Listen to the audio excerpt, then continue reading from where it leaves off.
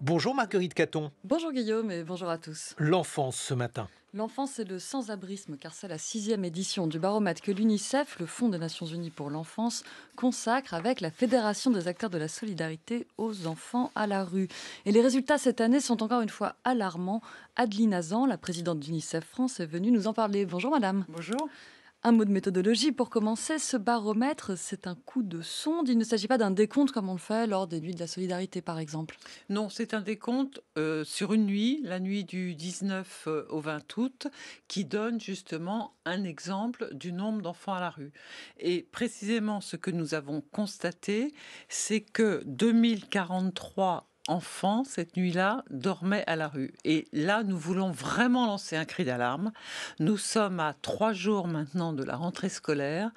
À 3 jours de la rentrée scolaire, on a donc autant d'enfants et de familles qui dorment à la rue. Et ça, c'est quelque chose qu'on ne peut pas accepter dans un pays riche comme la France. Que Et vous êtes- malheureusement, nous le disons depuis des années. C'est le sixième baromètre que nous faisons.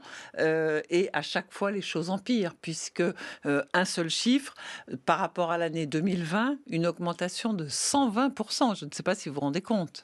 Et encore là, le chiffre actuel est probablement sous-estimé puisqu'il est Absolument. décompté à partir des refus du 115, enfin de l'incapacité de loger quand on a appelé le 115, le numéro d'urgence. Et on sait combien l'attente au 115 est décourageante.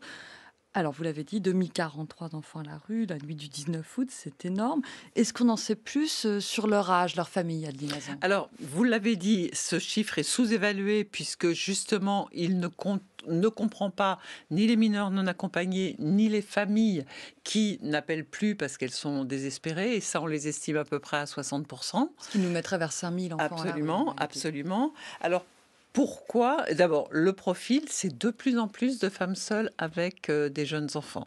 Le nombre de femmes seules, par exemple, a augmenté de 30% par rapport à l'année 2020 et le nombre d'enfants de moins de 3 ans a lui-même augmenté de 30%.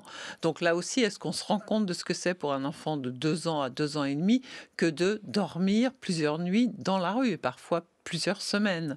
Ce qui nous montre au passage aussi la mutation du sans-abrisme qui concerne désormais des familles à près de 60% et non des hommes seuls comme on se l'imagine souvent. Alors ce qui est important de souligner, on a commencé à le faire, c'est la dynamique.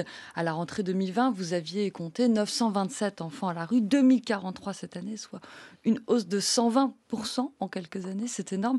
Est-ce que vous avez pu identifier les facteurs de cette hausse? Ah, il y en a plusieurs. L'augmentation de la pauvreté en France, parce qu'on n'en parle pas assez, mais la pauvreté augmente véritablement en France. Il y a près de 10 millions de personnes qui sont en situation de pauvreté en France. Donc il y a déjà ça. Il y a aussi bien sûr la saturation du parc d'hébergement d'urgence, qui est une compétence de l'État, c'est-à-dire ceux qui gèrent les centres d'hébergement d'urgence. Et comme il n'y en a pas assez, les personnes qui sont dans la rue ne peuvent pas intégrer les centres d'hébergement d'urgence. Et comme il n'y a pas assez de places dans les centres d'hébergement d'urgence, eh bien, ils bloquent du coup ces centres et ne peuvent pas intégrer le système d'hébergement locatif, Le logement social. le logement social. Et là, je veux aussi pousser un cri d'alarme parce que la loi dite anti-squat d'il y a un an, non seulement elle a pris des mesures contre les personnes qui squattent, mais elle a même pris des mesures contre les personnes qui sont en situation régulière dans leur logement et simplement vont être expulsées ou sont déjà expulsées uniquement pour des défauts de paiement. Oui, Donc, les chiffres d'ailleurs des expulsions et de l'augmentation des il n'y a expulsions jamais eu sont autant d'expulsions locatives en France. Donc, deux fois plus en 2023 qu'en 2021. Voilà, je donne les chiffres. Plus de absolument. 21 500 ménages ont été expulsés en Absolument. 2023. Et souvent, il faut le dire, et souvent pour des dettes de loyer qui sont minimes. Donc si on met tout ça bout à bout, eh bien, on arrive à cette situation qui nous paraît absolument indigne, je le répète, dans un pays comme la France. Et vous m'interrogez sur les causes, je dirais qu'en fait, la cause globale, c'est une absence de volonté politique suffisante de s'attaquer justement à la précarité des enfants et au mal logement des enfants. Parce qu'on n'a pas encore parlé, mais les enfants qui vivent en hôtel, il y en a à peu près 23 000. Vivre en hôtel, c'est évidemment mieux que vivre dans la rue. Mais enfin, vivre en hôtel quand on a 8 ou 9 ans et qu'on doit vivre à 2 ou 4 personnes dans une chambre d'hôtel, faire ses devoir dans une chambre d'hôtel, ne pas avoir souvent droit à la scolarité, droit à des soins. On imagine ce que ça veut dire même en termes de troubles psychologiques. C'est-à-dire que commencer sa vie à 1 an, 2 ans, 3 ans, soit à la rue, soit dans un centre d'hébergement, soit à l'hôtel, qu'est-ce que ça va vouloir dire comme développement de l'enfant? C'est une évidence. C'est une évidence. Vous dénoncez les politiques publiques et pourtant, historiquement, on n'a jamais dépensé autant pour l'hébergement d'urgence. 1,3 milliard, ça c'était le chiffre de 2023. Alors c'est vrai que le budget de 2024 avait raboté de 100 millions cette somme. On était à 1,2 milliard donc. On ne sait pas ce qui va arriver en 2025, mais on ne peut pas nier que ce soit des montants importants. Ce sont des montants importants, mais à chaque fois, il faut que nous intervenions pour qu'ils ne soient pas baissés, le secteur associatif.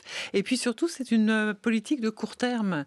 C'est-à-dire qu'on décide de baisser, puis finalement, on ne baisse pas, et puis on va remettre le même montant. Nous, ce qu'on demande, les associations, et particulièrement l'UNICEF France, c'est qu'il y ait une véritable politique pluriannuelle pour l'hébergement d'urgence, mais aussi pour le logement au sens large, de façon à ce qu'on puisse se projeter dans l'avenir et ne pas à chaque fois faire avec des bouts de chandelle pour essayer de remettre les choses à flot.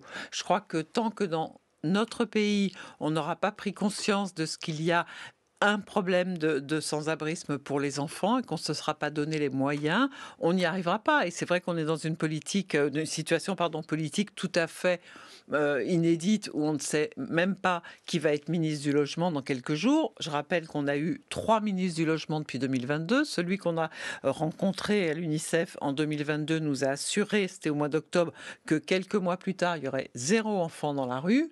Eh ben, on en est loin. Et puis après, 2 autres ministres qu'on n'a même pas eu le temps de rencontrer tellement ils sont passés vite. Et ça, la continuité de l'action publique avec 3 ministres en 2 ans, vous imaginez un peu.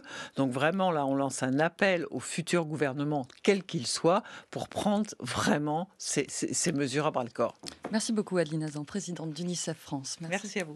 Merci Marguerite Caton.